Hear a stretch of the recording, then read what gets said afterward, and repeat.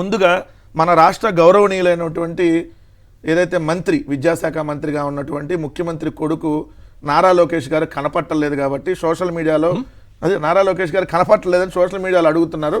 So దాన్ని పాపం తెలుగుదేశం వాళ్ళకి ఎక్కడున్నారో సమాచారం చెప్పాలని, ఎందుకంటే మా రాష్ట్ర మంత్రి, మా రాష్ట్రానికి సంబంధించినటువంటి మంత్రి కనపట్టలేదని చెప్పి సోషల్ మీడియాలో ఒకసారి జూమ్ చేయండి అన్నది. సోషల్ మీడియాలో నారా లోకేష్ కనపట్టలేదని చెప్పి ఆయన బాక్స్ వేశారు. బాక్స్ వేసి అటు ఇటు. నేను ఒక మాట అడుగుతాను, ఒకవేళ మంత్రి గారు ఏదైనా రాష్ట్రం పని మీదో మంత్రిగా తన బాధ్యతల నిర్వహణలో ఏదైనా విదేశాలకు వెళ్ళుంటారు, మీకు అందరికి చెప్పెళ్ళాలా? అంటే విదేశాలకు రాష్ట్ర మంత్రిగా వెళ్తే చెప్పెళ్ళాలి. అవును, చెప్పెళ్ళాలి. అవును, ఏ రాష్ట్రం వెళ్ళాలి తెలియాలి. మా మంత్రి ఎక్కడున్నాడో తెలియదా? మా గౌరవనీయులైన విద్యాశాఖ మంత్రి ఇప్పుడు 8 దఫాలుగా రియంబర్స్మెంట్ లేదు, 2 సంవత్సరాలు ఫీజు రియంబర్స్మెంట్ ఆగిపోయింది. మంత్రి గారు కనపడకుండా ఇటు వెళ్ళిపోతే ఎట్లా?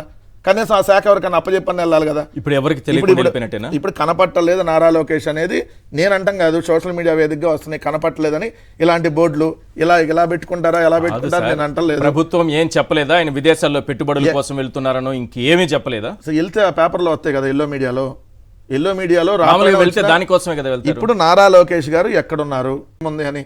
సో 3 పేజీలు అయిపోయినాయి కాబట్టి రెడ్ బుక్ లో 3 పేజీలు చించినటువంటి నారా లోకేష్ గారు అలియాస్ రాష్ట్ర ముఖ్యమంత్రి కొడుకు, షాడో ముఖ్యమంత్రిగా ఉన్న లోకేష్ గారు క్యాబినెట్ మీటింగ్ కూడా అటెండ్ కాకుండా క్యాత్వే పసిఫిక్ ఎయిర్లైన్స్లో హాంకాంగ్ వెళ్ళాడు అనేది మాకున్న సమాచారం. ఇదన్నా కరెక్ట్ అయితే ఆయనకు అక్కడ కొంచెం బందోబస్తు అన్న ఏర్పాటు చేయండి, ఎందుకంటే రాష్ట్ర మంత్రి కదా.